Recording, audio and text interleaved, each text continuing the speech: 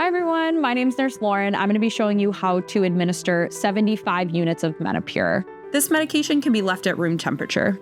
So to start with your supplies, you're going to need your sharps container, 1 vial of the medication, 1 vial of liquid, your injection needle, which is 27 gauge 1/2 inch long, a 3 milliliter syringe, your Q cap, as well as an alcohol swab. So to start off, you're going to take your vial of liquid.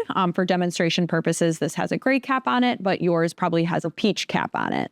And then you're going to take your 3 milliliter syringe. Some of them already have a needle attached to them. If so, you can go ahead and unscrew that needle from it, and you can go ahead and place that right in your sharps container.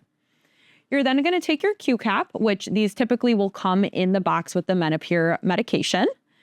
And you're going to take the little port end of the Q cap and it'll screw directly onto your syringe. The first step you'll want to do once you have your Q cap attached is you'll want to pull back on this plunger to get 1 milliliter of air into the syringe. You'll then take your vial of liquid and remove the outer cap. And you'll puncture the top of it with the Q cap and inject the full amount of air into the liquid. You'll then flip the vial over and withdraw 1 milliliter of liquid up into the syringe. You can then go ahead and dispose of this into your regular garbage can. Once you have 1 milliliter of liquid drawn up into the syringe, you'll take your powder vial, remove the cap, and you'll inject the entire 1 milliliter of liquid into the powder vial. You'll want to make sure it's completely mixed so you can swirl it if needed. You're going to flip the vial upside down and withdraw the entire contents back into the syringe.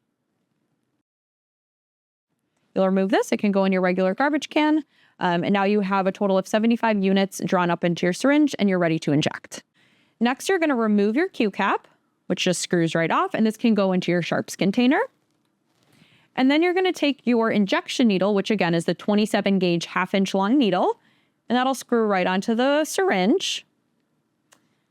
And then it's time to go ahead and inject. So you're going to take your alcohol swab, clean off an area of your stomach, 1 to 2 inches away from your belly button. You'll then want to remove the needle cap, and then you'll need to remove any large air bubbles that might be in the syringe. To do so, the best way to do it is just lightly tap the syringe, which will cause any air bubbles to rise to the top. And then you'll want to slowly push up on the plunger to push any of those large air bubbles out, and you'll usually see a small droplet of medication appear at the very tip of the needle, meaning that the needle's primed.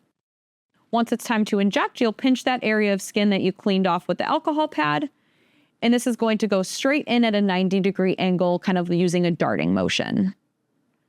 And then you're going to inject the full amount into your skin. After you inject, you can place this entire syringe right into your sharps container.